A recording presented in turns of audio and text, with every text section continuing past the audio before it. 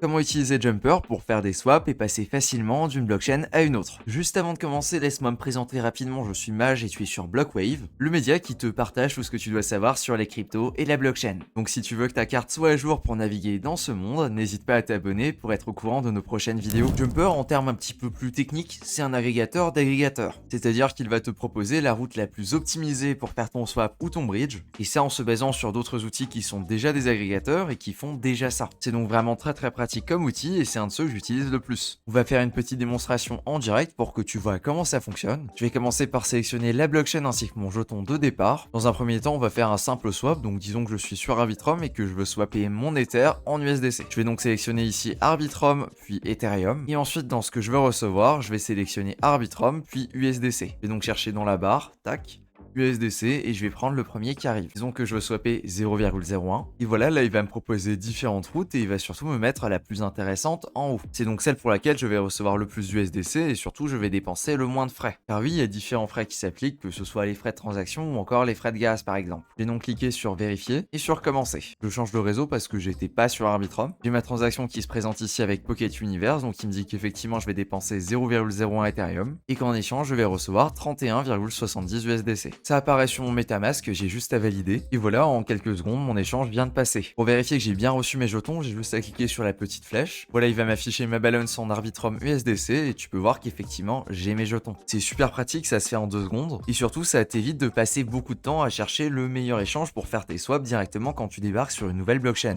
Maintenant, disons que je vais envoyer ces USDC sur une autre blockchain et que je veux les convertir en Ethereum de nouveau. Pour ça, je vais cliquer sur cette case ici à droite. Je vais sélectionner la blockchain sur laquelle je veux recevoir ici sur Base et disons que je veux recevoir du wrapped Ethereum. Je vais sélectionner la quantité que je veux déplacer. Ici, je peux sélectionner le bridge que je veux utiliser. Je vais faire passer ça par Stargate. Je clique sur commencer, sachant que l'USDC c'est pas un jeton de gaz, je dois d'abord donner un approve. Ici, je m'assure bien de donner en approve la quantité que je veux déplacer et que je vais utiliser là tout de suite. Ensuite, j'ai effectivement ma transaction à valider. Ici, il ne va pas m'afficher le jeton que je reçois, tout simplement car je vais le recevoir sur une autre blockchain et qu'il n'est pas capable de détecter ça. Je vais donc valider. Super, ma transaction a été validée. En fonction du bridge que tu choisis, ça peut durer plus ou moins longtemps. Ici, j'ai choisi Stargate V2 et donc ça va durer un petit peu plus longtemps. Mon bridge vient tout juste de passer, il va me demander de changer de réseau. Ici, on voit qu'on est à la deuxième étape et donc je vais réaliser mon swap. Je vais donc ici encore une fois donner un approve, mais cette fois-ci sur Base. Pareil, je vérifie que je ne donne pas plus d'approve que les jetons que j'ai. Hop, je valide ma transaction et maintenant il va me demander de valider mon swap. Et là, effectivement, il me valide la quantité de jetons que je vais obtenir. C'est normal que ce soit moins que ce que j'avais au départ, tout simplement car le wrapped Ethereum n'est pas égal à 1 Ethereum. Et voilà, c'est validé.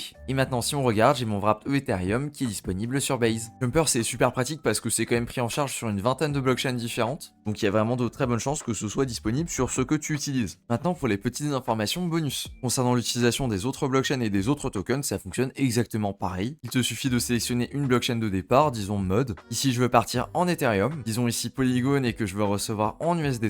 Et voilà, il va me proposer la meilleure route pour cette opération. Attention, bien qu'il y a énormément de routes qui sont disponibles sur Jumper, toutes n'existent pas. Par exemple, ici, si je veux déplacer de l'Ethereum de mode à de l'Avalanche sur Avalanche, eh bien, il n'y trouve tout simplement pas de route intéressante. Dans ce cas de figure, ce que je peux te recommander, c'est tout simplement d'envoyer tes fonds vers une blockchain qui est plus utilisée et qui est mieux routée. Par exemple, ici au départ d'Arbitrum, il va te trouver une transaction qui fonctionne très bien pour aller sur Avalanche. Ensuite, deux petits bonus qui pourront t'intéresser pour un potentiel airdrop. Le 1, c'est que certains projets que tu peux utiliser via Jumper n'ont pas encore de jetons ou alors ont prévu de faire un deuxième airdrop. C'est d'ailleurs le cas de Layer 0 que l'on peut utiliser via Stargate V2 juste ici. Sachant que c'est la deuxième alternative la plus intéressante, eh bien c'est pas une mauvaise idée de passer par celle-ci. Et pour te donner un deuxième exemple de ce type là, tu peux également passer directement par Odos, qui pareil est un agrégateur qui n'a pas encore de jetons, et qui pourrait donc potentiellement faire un airdrop. Vérifie par contre quand même bien que tu ne perds pas au change à passer par un échange qui est autre que le premier qui t'est proposé, et ici c'est effectivement le cas. Autre information, Jumper est un projet qui pourrait faire un airdrop dans le futur car il n'a tout simplement pas encore de jetons, et qu'il a un modèle à points qui est disponible sur le Jumper Profile juste ici. Celui-ci te donne un certain nombre d'XP et de niveaux en fonction de ton activité sur Jumper. Il s'est mis à jour une fois par mois en fonction de différents critères, le fait d'avoir réalisé du volume via les swaps, le fait d'avoir bridgé, le fait d'être passé par beaucoup de blockchains différentes, ou encore le fait d'avoir réalisé beaucoup de transactions dessus. Les XP sont généralement crédités dans la première semaine du mois. Et à savoir qu'il y a parfois des missions bonus pour générer un petit peu plus d'XP, comme par exemple en ce moment avec le Superfest d'Optimisme.